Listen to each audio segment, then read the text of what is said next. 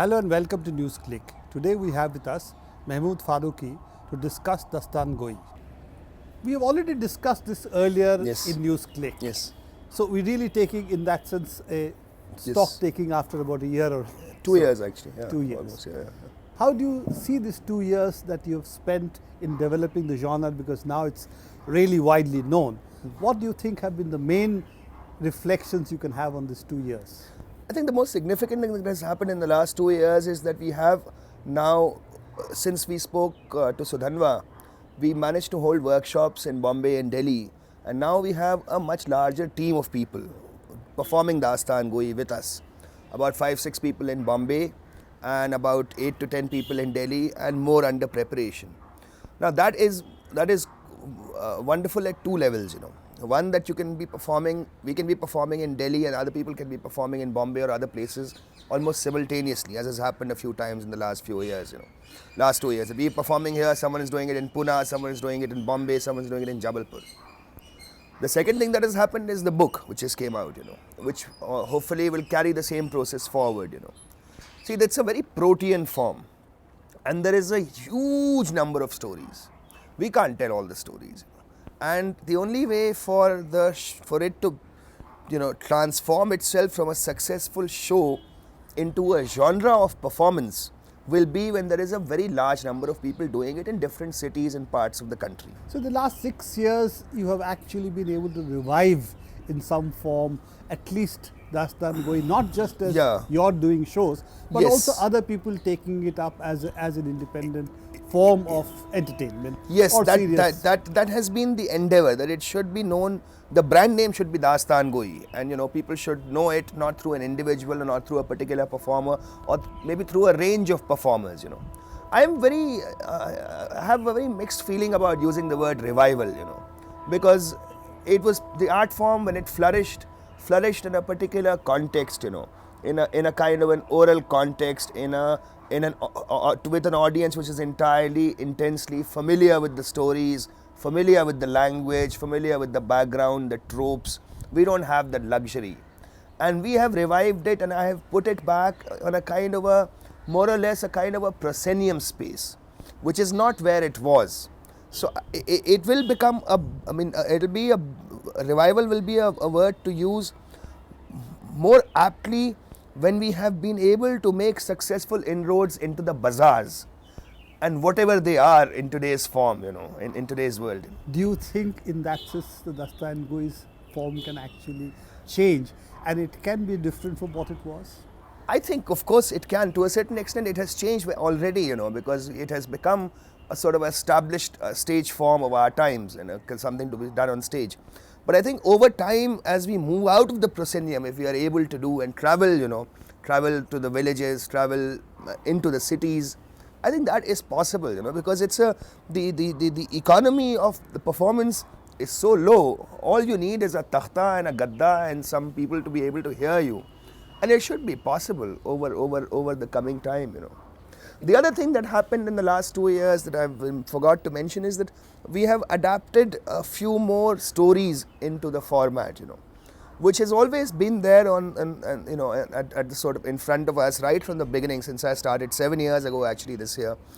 But people saying, why don't we do topical stuff and why don't we do sort of contemporary stories, But it's always been my contention that if we are doing these ancient stories, fantasies even, and performing them to an audience today, they become contemporary and topical. It's not as if I say, oh my God, look what is happening, people are acquiring land, in my Dastangoi, that's the only way a Dastan performance becomes topical and contemporary. It is topical and contemporary ipso facto if it's being performed today. And I am of sort of leftist orientation generally, but when it comes to this and when it comes to these leftist questions about the form and the usefulness of the form and the topicality of the form, then I tend to reply, it's enough that we are entertaining people, that we are regaling people, But yeah, there has been that pressure, and sort of I suppose we have succumbed to that pressure a bit, I think it's a very interesting, issue that you're raising, that when you look at fantasy, it's believed that it's escapism. in some, that's the belief that people have.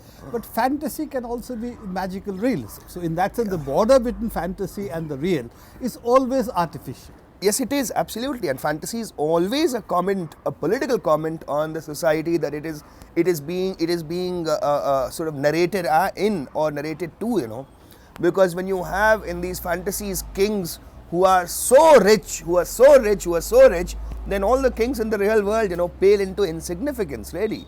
I mean, so it is a comment obliquely on the world.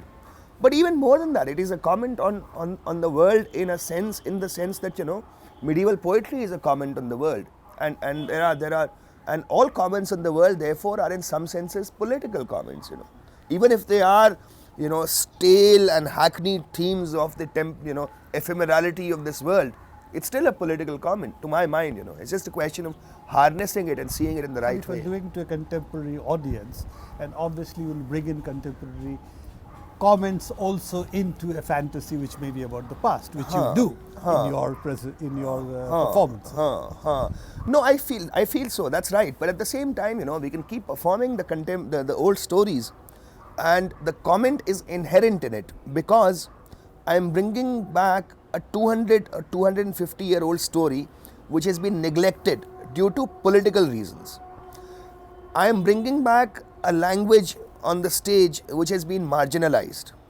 I have two people sitting there in a kurta and a topi, which can send mixed signals, So what we do is, in a sense, in itself an act of cultural politics, which is contending against the grain of what Urdu critics have done, what the Urdu what the ulama and the religious scholars have done, which is to condemn these dastans, which is to condemn these genre of performance. I am doing something which in itself is an act of restoration and contention. Beyond its own, I think it's only the dense ones who can't see the significance and the political importance of our work, who then say, no, but you must make it contemporary. It's already contemporary, bhai. By virtue of the form itself, exactly, and the language, exactly, there is a exactly. There are people sitting and laughing, So it is contemporary. This book itself, of course, is what we are discussing today. Yes. And it's interesting that when you talk about Dastangoi as an oral tradition, then why is there a need to write a book? Yeah. And obviously, you have looked at it from two ways. One is, of course, having a new generation of Dastangois come up, who need therefore a peg to orient themselves, but also as an interaction with an audience who needs to know something, so that the background which we said we have lost because they're no longer performed, they're no longer popular. Therefore, to audience also needs that education, which also this book can provide. Is that the way you're looking at the book? Yes, it is. Actually, there are books around in the sense, that the Dastanic tradition, which was an oral tradition, when print came to India in the 19th century in North India, the two things that became the motor for prints, which is lovely as Indians being Indians, were religious stories and profane stories, and there is no border between the two anywhere in India. So stories, medieval qissas and kahaniyas, and religious texts and dharam shastras and the Quran and hadith, these were the mainstay of the print revolution that came into North India. In that process, Munshi Naval Kishore of Naval Kishore Press decided to convert some of the oral performance genres into a print consumer culture. So he got these oral storytellers to actually write down the stories, and he printed them.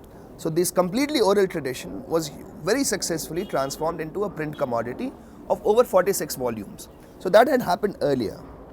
In the present time, since we started doing Dastangoi, this is a kind of a takeoff on the works of the great Urdu scholar S.R. Farooqui, as you know. And he has done about 5 or 6 volumes on Dastanic tradition, over a 30-year period of research and work and collation, collection. In English also, we've had recently a couple of translations by Musharraf Farooqui, of the Adventures of Amir Hamza and the Talisman Mushruba both. But what this book really, what I wanted to do with this book was to give the audience, or give those who want to read the stories that they have heard. Maybe they haven't, they've not understood each and every word. They have a sense of it. If they want to revisit the story, they want to read the story, they want to go through the glossary, they want to go through pictures. That's for the audience and those who want to consume it purely as stories. And for those who want to come to it as a Dastango, I mean, if supposing someone lives in Gorakhpur and I can't go there, this book acts as a kind of a manual. So you can read the stories, you can read the performative, how to perform the stories, look at the pictures, and then sort of get on board. Mahmood, without actually seeing your performance, just reading the stories is of course not going to work. It's not going to work. It's not going to. It is in that sense a reference. Yeah, it is a reference. It has to be supplemented, or it can only supplement actually a performance. It can. But I'm hoping there might be someone who will just read the book as a book and say, wow, there are great stories in the book, or a partition narrative which is there at the end, which is sort of an oblique kind of a thing.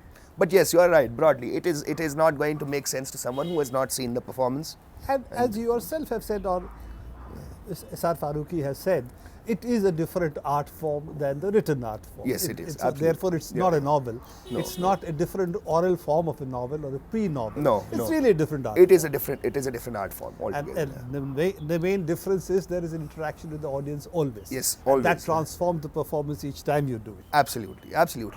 And also the word, comes alive. It's meant to be spoken, Everything written there is meant to be spoken. That's how it came into origin. Yeah, so, anyway, so we hope that, those who want to do Dastangoi will have a little help in this, in the form of this book. I also saw that you have printed your Dastan also in it, that as yes. a 12th yes. piece in this. Yes, the Partition Dastan. Partition Dastan. I've heard you perform that, or seen you perform that. Yes. And do you think that there is a possibility of new Dastans being added in this form by others? I think so. It's just that, I really don't know exactly what the form is when we compose a Dastan or try and construct a performance around something other than the fantasies. So it's something, there's about 4 or 5 such works that we have done.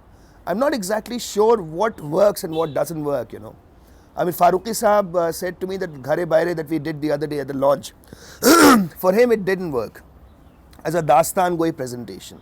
Whereas the Sedition, the Vinayak Sen one or Partition, for him have worked in that format because there is allegory, there is poetry, there is a kind of an orality to it.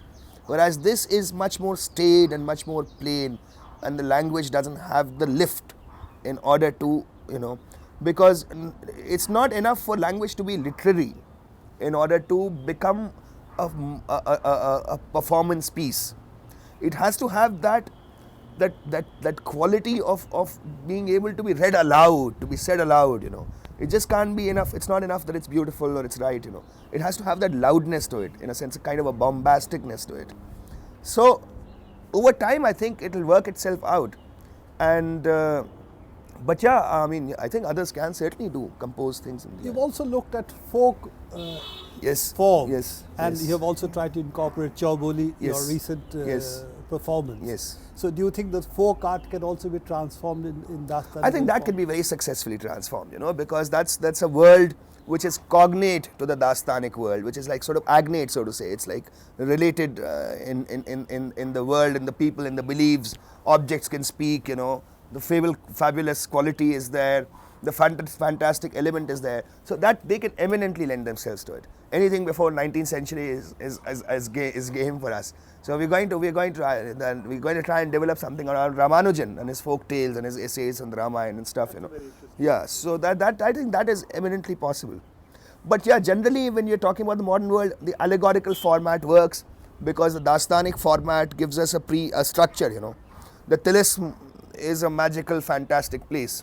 It can be a good place, a bad place, it can be a real place, it can have affinities of a real place, or it can have properties, features, characteristics which are identifiable and yet not so.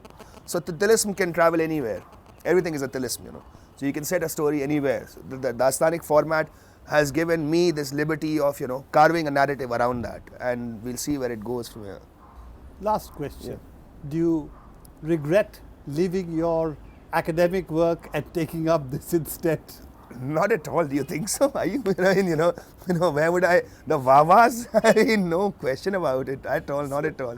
Academic world seems very dry Yes. compared to the living world where you communicate with an audience. And you heard Chauboli the other response. day, and when we did Chauboli, when we premiered Chauboli at the Habitat, and the point comes in the story, one of the stories where the Sethani, who has gone to meet her lover, which is an unconsummated affair, and she returns and finds her husband has suddenly materialized, and she decides then and there to tell him everything, reveal all to him. In our first show, there were about 5 or 6 women in the audience at different corners who spontaneously said, "Nahi!" So I'm never going to get that in an academic conference, where women are, reacting with dismay, So it was wonderful. So, Baba, hope Lovely. to see you more in performances as we go along, and Newsclick will keep up with your Dastangoi. Thank you very much, Prabhu. Thank you very much.